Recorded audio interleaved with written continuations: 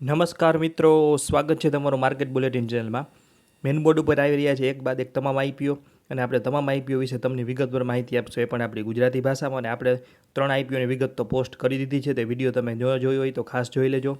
આજે વાત કરશું વધુ એક મેઇન બોર્ડ આઈપીઓ વિશે, પણ તે પહેલાં હજુ સુધી તમે ચેનલને સબસ્ક્રાઇબ ન કરી હોય તો કરી લેજો. ભલે આપણા વિડીયો થોડા લાંબા હોય છે, પણ આવી માહિતી હજુ સુધી તમને કોઈ યુટ્યુબ ચેનલ કે વોટ્સઅપ ગ્રુપ ઉપર નહીં મળતી હોય તો ખોટી ઇન્સ્ટાગ્રામની અધૂરી માહિતીવાળી રીલ જોવા કરતાં આપણો વિડીયો ખાસ જોવો એવી અમારી વિનંતી. ચાલો વધુ વાત નથી કરવી, શરૂઆત કરીએ મુખ્ય મુદ્દાની. તો આજે વાત કરીશું આપણે સાત્વિક ગ્રીન એનર્જી લિમિટેડના આઈપીઓ વિશે. એના વિશે આપણે તમામ વિગતવાર માહિતી મેળવશું, એ પણ આપણી ગુજરાતી ભાષામાં. શરૂઆત કરીએ કંપની પરિચયથી. તો સાત્વિક ગ્રીન એનર્જી લિમિટેડ ભારતમાં સૌર ઉર્જાના ક્ષેત્રમાં અગ્રણી કંપની છે, અને 31 માર્ચ 2025 સુધીમાં કંપનીની ઓપરેશનલ સૌર મોડ્યુલ ઉત્પાદન ક્ષમતા લગભગ 3.80 ગીગાવોટ હતી. અત્યાર સુધીમાં તેમણે દેશ વિદેશમાં 2.5 ગીગાવોટથી વધુ ઉચ્ચ કાર્યક્ષમતાવાળા સૌર પીવી મોડ્યુલને સપ્લાય કર્યા છે.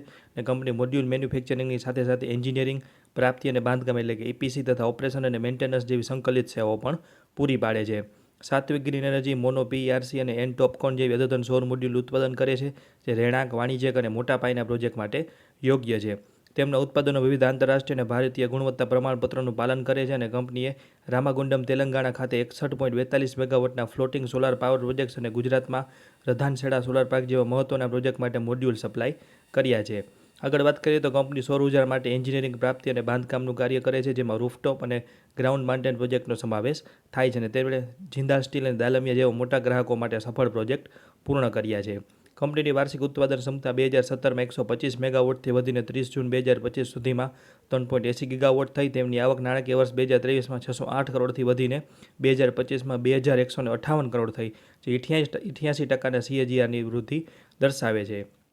અંબાલા, હરિયાણામાં આવેલી તેમની 3 ફેસિલિટીઝમાં ભારતમાં એક જ જગ્યાએ સૌથી મોટી ઉત્પાદન સુવિધાઓમાંની એક છે, અને કંપની તેની ક્ષમતામાં 1 ગીગાવોટનો વધારો કરવાની યોજના ધરાવે છે, જે નાણાકીય વર્ષ 2026ના બીજા ક્વાર્ટરમાં કાર્યરત થવાની અપેક્ષા છે, જેથી કુલ ક્ષમતા 4.80 ગીગાવોટ થશે. અને તેઓ ભારત સરકારના ALMMમાં પણ સામેલ છે, જે તેમને ઓટો, સરકારી અને કોર્પોરેટ ગ્રાહક ઉત્પાદન વેચવા માટે સક્ષમ બનાવે છે. આગળ વાત કરીએ તો કંપની ભવિષ્યમાં ઓડિશામાં નવું ઉત્પાદન યુનિટ સ્થાપી રહી છે, જેમાં નાણાકીય વર્ષ 2026માં 4 ગીગાવોટની મોડ્યુલ ઉત્પાદન ક્ષમતા અને નાણાકીય વર્ષ 2027માં 4.80 ગીગાવોટની સેલ ઉત્પાદન ક્ષમતા શરૂ થવાની અપેક્ષા છે.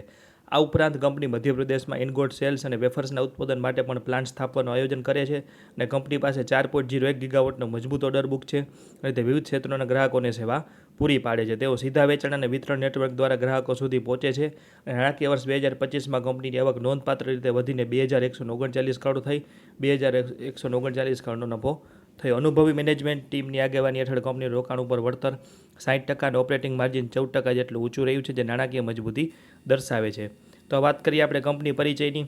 હવે વાત કરશું આઈપીઓની. તો આઈપીઓ 19 તારીખ એટલે આજથી શરૂ થઈ ગયો છે, 23 તારીખે પૂર્ણ થશે. વેચ વેલ્યુ છે ₹2, ભાવ છે 442થી 465 રૂપિયા. કર્મચારીઓ માટે 44 રૂપિયા પ્રતિ શેર ડિસ્કાઉન્ટ છે. 32 શેરની લોટ સાઇઝ છે, અને આઈપીઓની કુલ સાઇઝ છે 900 કરોડ, જેમાં ફ્રેશ છે 700 કરોડનો અને OFS છે 200 કરોડ. એન્કર બુક કઈ આવી ગઈ છે, જે મધ્યમ આવી છે. હવે વાત કરીએ કેટેગરીની. રિટેલર માટે 35%, 32 શેરની અરજી કરવાની, રકમ થાય 14,880, અને તેના માટે 2,11,174 અરજીઓ અનામત રાખવામાં આવેલી છે. સ્મોલ HNIમાં 448 શેરની અરજી કરવાની, રકમ થાય 2,08,320, અને તેના માટે 2,155 અરજીઓ અનામત રાખવામાં આવેલી છે. બિગ HNIમાં 2,176 શેરની અરજી કરવાની, રકમ થાય 10,11,840, અને તેના માટે 4,310 અરજીઓ અનામત રાખવામાં આવેલી છે. હવે વાત કરશું આપણે કંપનીના પરિણામોની, પણ તે પહેલાં તમે હજુ સુધી ચેનલને સબસ્ક્રાઇબ ન કરી હોય તો ખાસ કરી લેજો. આવી માહિતી હજુ સુધી તમને ક્યાંયથી નહીં મળી હોય. વાત કરીએ પરિણામની, તો 2023-24ની શરૂઆત કરશું. 23માં 617 કરોડનું રેવન્યુ હતો, અને નફો હતો 4 કરોડ. 2024માં રેવન્યુ થઈ ગયું 1,097 કરોડ, અને નફો થઈ ગયો 100 કરોડ. તો આ શું છે આંકડો, તો શું છે તેનું કારણ, તેના વિશે વાત કરીએ. તો 2024માં કંપનીની આવક 608 કરોડથી વધીને 2025માં 1,087 કરોડ, 2024માં 1,087 કરોડ થઈ, જેમાં 78% વધારો થયો. આ વધારો ખાસ કરીને નવી EPC સેવાઓ અને ટ્રેડેડ ગુડ્સના વેચાણથી થયો છે. આવકમાં મોટા વધારાની સાથે કંપનીનો નફો પણ નોંધપાત્ર રીતે વધ્યો, કારણ કે સોલાર સેલના ભાવમાં ઘટાડાના લીધે ઉત્પાદન ખર્ચ ઓછો થયો. તો આ તેનું મુખ્ય કારણ છે. પરિણામે આવકની સરખામણીમાં માલ બનાવવાનો ખર્ચ 2023માં 88% હતો, જે ઘટીને 2024માં 75% થઈ ગયો. આના કારણે કંપનીનો ચોખ્ખો નફો 4.75 કરોડથી વધીને 100 કરોડ જેટલો થયો, જે આવકના વધારા કરતાં ઘણો વધારે છે. ટૂંકમાં ઓછો ખર્ચ અને વધુ આવકના સંયોજનથી નફામાં મોટો ઉછાળો આવ્યો. હવે વાત કરીએ 31 માર્ચ 2025ની, તો કંપનીની કુલ આવક અને નફો લગભગ બમણા થયા. કુલ આવક 1,097 કરોડથી વધીને થઈ 2,192 કરોડ, જેનું મુખ્ય કારણ છે ઉત્પાદિત અને ટ્રેડેડ કરેલ માલના વેચાણમાં થયેલો મોટો વધારો. ખર્ચમાં પણ વધારો થયો હોવા છતાં કંપનીએ સોલાર સેલના ભાવમાં ઘટાડાનો લાભ ઉઠાવ્યો અને આ કારણે આવકની સરખામણી ઉત્પાદન ખર્ચનો હિસ્સો 75% ઘટીને 73.87% થઈ ગયો. આવકમાં વૃદ્ધિ અને ખર્ચના કાર્યક્ષમ સંચાલનના કારણે કંપનીનો ચોખ્ખો નફો 100 કરોડથી વધીને 213 કરોડ થયો. ટૂંકમાં કંપનીએ વધુ વેચાણ અને ખર્ચમાં સુધારા કરીને નફાકારકતામાં જબરદસ્ત વધારો કર્યો. હવે વાત કરીએ લિસ્ટેડ પિયર્સની, તો આરએચપીમાં આપેલી માહિતી અનુસાર સાત્વિક ગ્રીન એનર્જી લિમિટેડનો પી રેશિયો તેના ઉદ્યોગની સરખામણીમાં લગભગ સસ્તો છે. સાત્વિકનો પી રેશિયો છે 27નો અને બે જે લિસ્ટેડ કંપની છે તેમાં પ્રથમ જે વારી તેનો પી રેશિયો છે લગભગ 55 અને પ્રીમિયમ એનર્જીનો છે 49, એટલે સરેરાશ તેનો પી રેશિયો છે 52.49.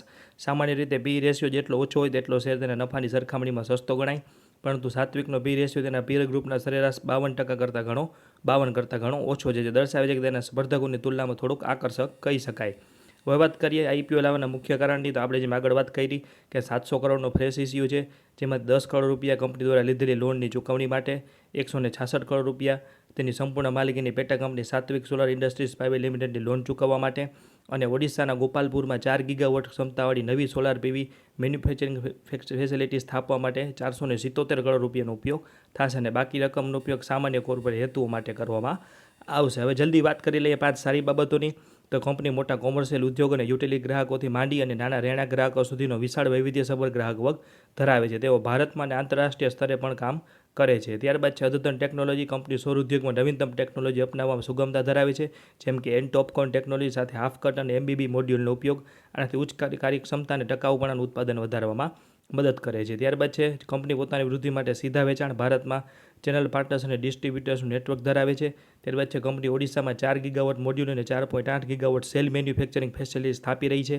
આ ઉપરાંત મધ્યપ્રદેશમાં ઇનગોટ સેલ્સ અને વેફર્સ પ્લાન્ટ પણ સ્થાપવાનું આયોજન કરી રહી છે.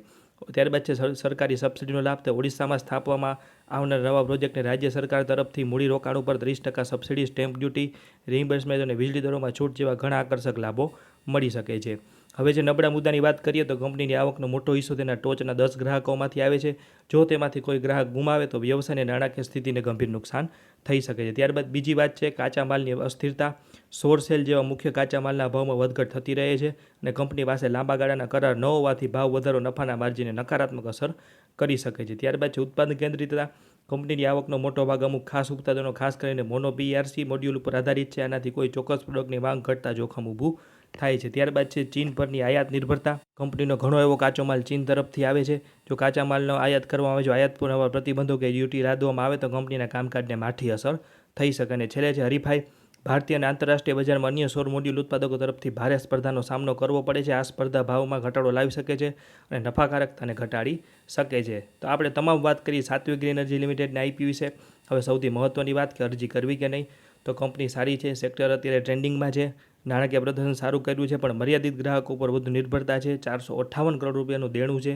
કાચા માલના ભાવમાં થતી વધઘટ અને આ સેક્ટરમાં ચાલતી હરીફાઈ જેવા મુદ્દા ધ્યાનમાં રાખવા જોઈએ.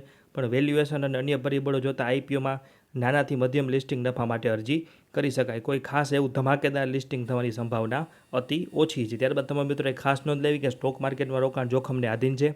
આ કોઈ ખરીદ વેચાણની સલાહ નથી કે ટ્રેડિંગ ટિપ્સ નથી. આ વિડીયોમાં આપેલી માહિતી આરએચપી પરથી લીધેલી છે અને આ વિડીયો બનાવવા પાછળ અમારો કોઈ અંગત ફાયદો નથી. તો કોઈ પણ પ્રકારનું રોકાણ કરતાં પહેલાં કે આઈપીઓમાં એપ્લાય કરતાં પહેલાં આપણે નાણાકીય સલાહકારની સલાહ લેવી જરૂરી છે. તો વાત કરીએ આપણે સાત્વિક ગ્રીન એનર્જી લિમિટેડના આઈપીઓ વિશે. તો આવી જ માહિતી પણ આપણી ગુજરાતી ભાષામાં આગળ મેળવવા માટે માર્કેટ બુલેટિન ચેનલને લાઇક, શેર અને સબસ્ક્રાઇબ કરી લેજો અને ખાસ આપણું ઇન્સ્ટાગ્રામ પેજ પણ ફોલો કરી લેજો. અને આઈપીઓ વિશે આપણે કાંઈ પણ પ્રશ્ન હોય તો કોમેન્ટમાં પૂછી શકો છો અને જલ્દીથી આપણે 10,000 સબસ્ક્રાઇબર પૂર્ણ થઈ જાય તેની જવાબદારી તમારી છે. આભાર.